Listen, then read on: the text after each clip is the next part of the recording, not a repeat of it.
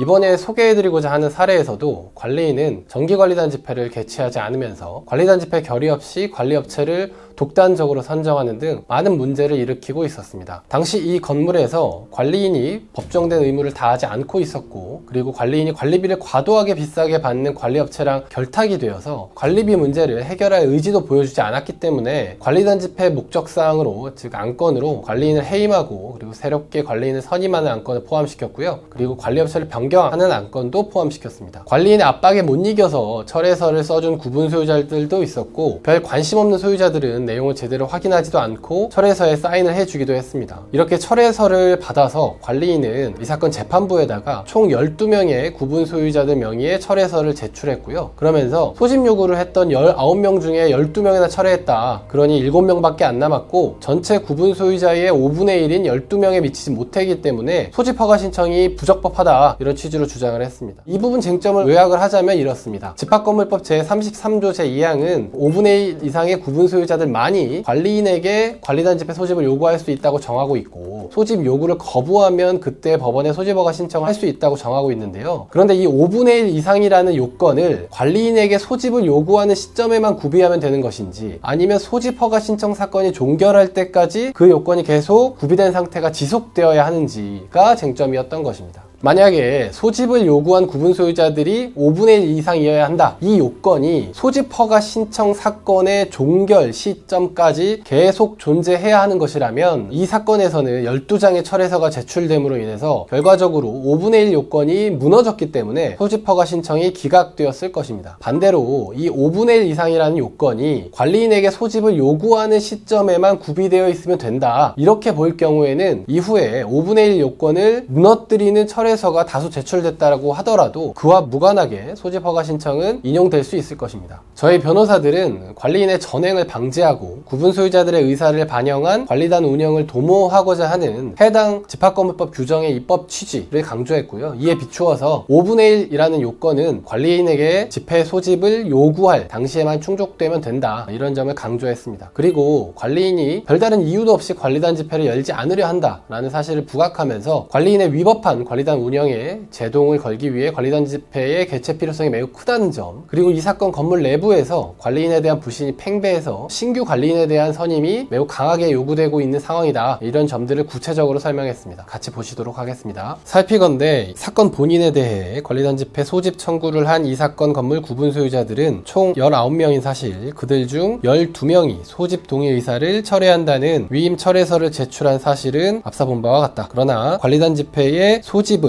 요구한 구분 소유자의 의사는 소집 요구자 대표에 의하여 소집 요청이 이루어짐으로써 본격적인 소집 절차가 개시될 시점까지 존재하면 족하므로 그 이후에는 설령 일부 구분 소유자가 소집 요구 의사를 철회한다고 하더라도 소집 청구 정족 수상 하자가 있다고 보기 어렵다 라고 판단을 했습니다. 그리고 또 법률 행위의 철회는 법률 효과가 발생하기 전에 그 발생한 효과를 저지하는 의사표시를 말한다고 할 것인데, 구분 소유자의 소집 요구에 의해 소집 요구자 대표가 관리단 집회 소집 요청을 하기 이른 시점에는 구분 소유자가 당초 의혹한 관리단 집회의 소집 요구라는 법률 효과가 이미 실현되었다고 볼 수 있고, 특별한 사정이 없는 한 소집 요청은 당초 계획한 내용에 따라 이루어지기 마련이므로 법률 행위의 철회에 관한 일반 법리에 의하더라도 소집 요청 이후 시점에 구분 소유자에게 철회가 가능하다고 볼 필요가 크지 않다. 그러니까 소집 요청 이후에 철회가 들어오더라도 소집 요청 당시에 5분의 1 수준을 충족하고 있었다면 적법한 소집 요구이고, 이 소집 요구를 관리인이 거부했을 때는 법원에 소집 허가 신청을 할 수 있다. 그리고 소집 허가 결정의 요건을 판단함에 있어서는 요건을 구비한 것으로 본다, 이렇게 판단을 했습니다. 이렇게 법원은 소집 허가 결정을 내려줬고요. 저희는 소집 허가 결정을 받은 후에 바로 의뢰인들과 함께 관리단 집회 준비에 착수했습니다. 처음에 관리인에게 관리단 집회 소집 요구를 할 소유자들을 모으고자 하던 시점에는 구분 소유자들이 매우 소극적이었습니다. 그래서 결국 총 57명 중에 19명 정도만 소집 요구 동의서를 제출해 줬었는데요. 그리고 이마저도 관리인의 방해로 인해서 12명이 철회하기까지 했었습니다. 그런데 앞서 보신 법원의 소집 허가 결정이 나오자 분위기가 확 바뀌게 되었습니다. 관리단 집회 개최 필요성에 대해 많은 구분 소유자들이 공감을 해주었고, 그 결과 관리단 집회 당일까지 60%가 넘는 구분 소유자들이 위임장을 제출해 주거나 아니면 서면에 의한 의결권 행사서를 작성해 주었습니다. 결과적으로 기존 관리인은 해임되었고 저희 의뢰인은 관리인으로 선임 추임되게 되었습니다. 관리업체도 바꾸게 돼서 관리비도 절감하게 되었습니다. 이번 관리단 집회 컨설팅을 하면서 이렇게 법원의 판결이 구분 소유자들의 표심에 강력한 영향을 미칠 수 있다는 것을 새삼 체감하게 되었습니다. 이 사안과 같이 통상 관리인들은 자신에게 뭔가 불리하다고 생각할 경우에는 관리단 집회 소집에 매우 소극적인 태도를 보이는 경우가 많습니다. 이럴 때 구분 소유자 여러분들께서는 별다른 방법이 없다고 좌절하시는데요. 그러나 본 영상에서 소개해드린 사례와 같이 일단 구분 소유자 5분의 1 이상이 청구할 경우에 관리인은 반드시 관리단 집회를 개최해야 되고, 관리인이 일주일 내로 소집 절차에 착수하지 않으면 구분 소유자들은 법원의 소집 허가 결정을 받아 관리단 집회를 직접 개최할 수 있다는 것을 알아두셨으면 좋겠습니다. 이상으로 이번 영상 마치겠습니다. 감사합니다.